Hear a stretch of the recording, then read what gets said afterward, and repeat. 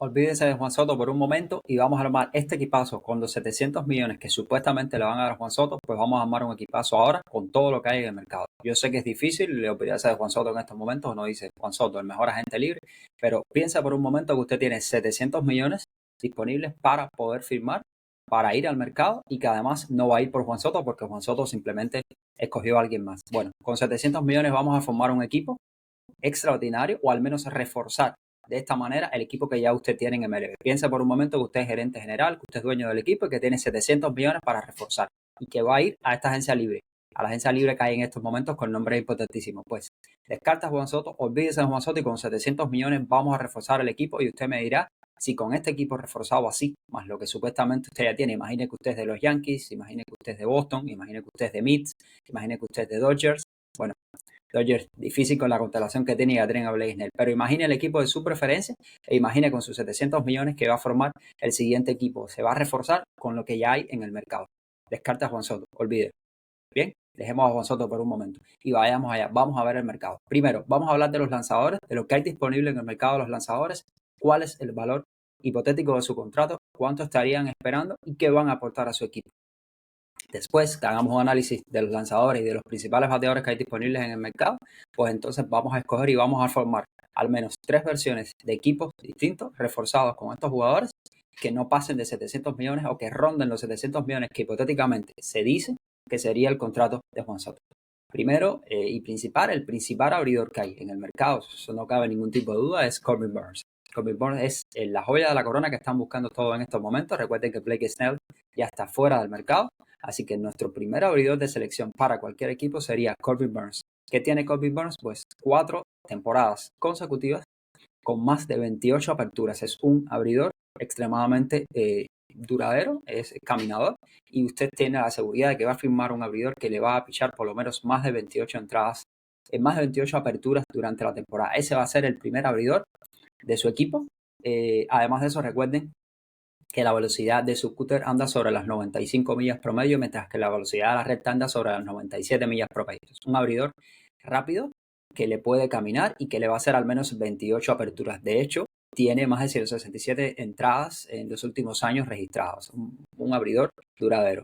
La estimación del contrato de Corbin Burnes, según algunos especialistas y páginas especializadas, debido a la calidad que tiene, debido a lo que puede aportar, estaríamos hablando de que estaría buscando un contrato o se espera un contrato alrededor de 7 años y entre 200, 215, 220 millones de dólares aproximadamente sería un contrato estimado para Corbin Burnes, que sería sin dudas la primera elección que yo escogería para mi equipo.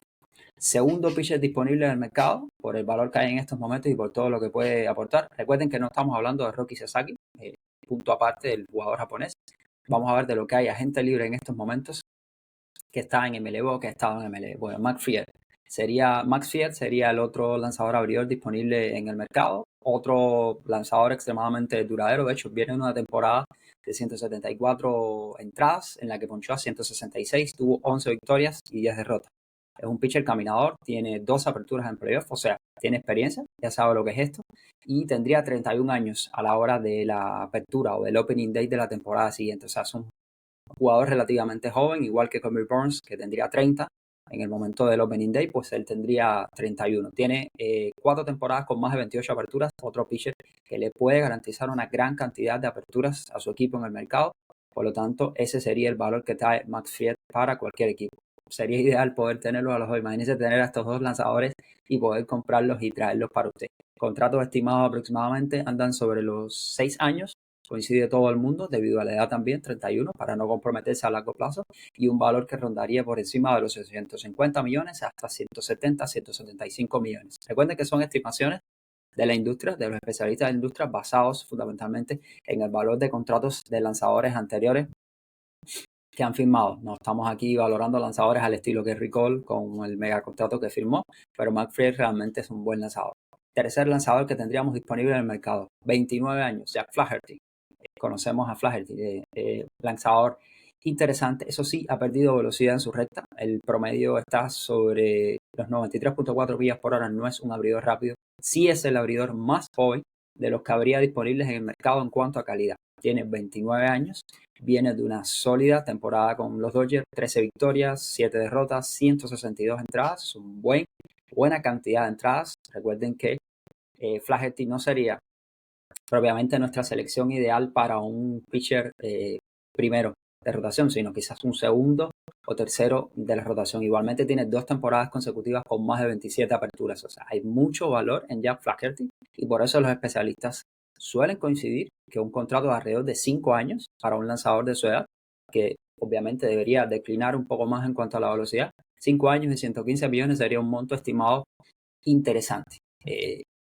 Otro lanzador interesante en el mercado es el más viejo de los lanzadores disponibles en el mercado, Sam Manaea. Es un lanzador, 33 años tendría para el Opening Day. Realmente es el más viejo de los lanzadores, pero por raro que pueda parecer, viene de una muy buena temporada. Se ha ido mejorando quizás conforme pasan los años Sam Manaea y tuvo 32 aperturas.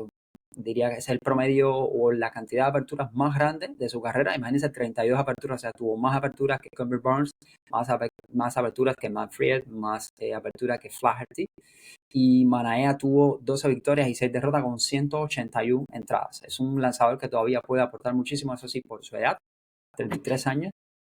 Debería tener una proyección menor en cuanto a años, debería estar firmando alrededor de unos 4 años aproximadamente y el valor de su contrato estaría sobre los 20 y tantos millones cortos como promedio por cada año. Estaríamos hablando de un contrato de alrededor de 85 millones aproximadamente para Sam Manaea. Ahí tendremos 4 lanzadores abridores muy interesantes para escoger y ahora vamos a ver los jugadores de posición, tanto de cuadro como de los jardines que usted podría escoger. Recuerden que estamos viendo y tratando de armar un equipo sin Juan Soto con los 700 millones que le daríamos a Juan Soto. Al final usted me va a decir con qué versión se queda, a quién firmaría y qué haría con esos 700 millones. O sí, olvídese de lo demás y firme a Juan Soto.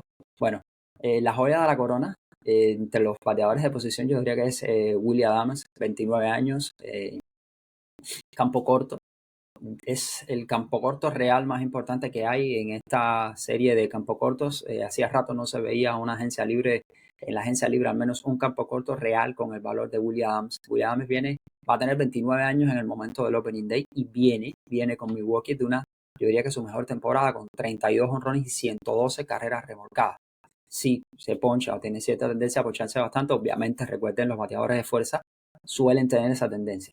Jugó 161 juegos, solo se perdió uno de los 162 y además sostuvo la mayor cantidad de bases recorridas por sus batazos, 282. Willy Adames tuvo una temporada ofensiva extraordinaria y además de eso podría incluso, yo diría que cambiar de posición. Si bien se dice que no ha jugado tercera base nunca, podría ser que un equipo que tenga un shortstop asentado ya en esa posición pudiera intentar probar con Willy Adames y enviarlo hacia la tercera base o incluso segunda base, cosa que sí ha jugado en algún momento de su carrera. Por la edad, por el rendimiento, yo estaría hablando de un contrato de unos 6 años alrededor y 160 millones, entre 160 y 180 millones, posiblemente para Williams. Está en una muy buena posición en estos momentos en el mercado y hay muchísimos equipos interesados en él. Yo diría que este es el jugador de posición más interesante, alguien que usted tendría que firmar sí o sí para su equipo. Alex Bregman, otro jugador muy interesante de cuadro, tercera base de Houston, una historia increíble con Houston, también en playoff. Bregman, si bien es cierto que quizás no viene de su mejor año, impulsó 26 y remolcó 75, pero durante las 3 últimas temporadas, Bregman le ha dado a los Astros de Houston pues más de 143 juegos y le ha dado más de 23 honrones durante estos últimos 3 años. Es un bateador de rendimientos, un buen defensor de posición, sería una adición muy interesante, llegaría con 31 años al Opening Day y estamos hablando quizás de unos 6, 7 años aproximadamente y un contrato, eso sí, bastante alto de 180 millones aproximadamente. Bregman es un jugador realmente probado, un jugador capaz de rendir baja presión, un jugador clutch, recordemos sus actuaciones en playoffs con los Astros de Houston, entonces Bregman va a ser sin duda una de las piezas más interesantes. Ahora, si soy yo, si me dan a escoger, me inclino por Willy Adames, sobre todo por la juventud que tiene y por el momento en el que llega a la agencia libre. Creo que Willy Adames sería una mejor incorporación, pero bueno, está Bregman también para escoger. Dentro del cuadro también, un jugador insoslayable que llegaría con 30 años a la agencia libre y uno de los bateadores de poder natural más importantes de esta agencia libre, pues Pete Alonso, el oso polar de los Mets, primera base, es uno de los jugadores más interesantes en el mercado. Viene de una temporada de 34 jonrones y 88 impulsadas. No fue su mejor temporada en cuanto a producción jonronera, Recordemos que Alonso, si algo lo caracteriza, es precisamente su poder. Pero si usted ve que es de los agentes libres disponibles en estos momentos el bateador con más jonrones en los últimos 3 años. Estamos hablando de 120 jonrones sumados en los últimos 3 años, pues tuvo temporadas anteriores con más de 40 jonrones. Además tiene una temporada con más de 50 jonrones, etcétera. Es un bateador puro poder.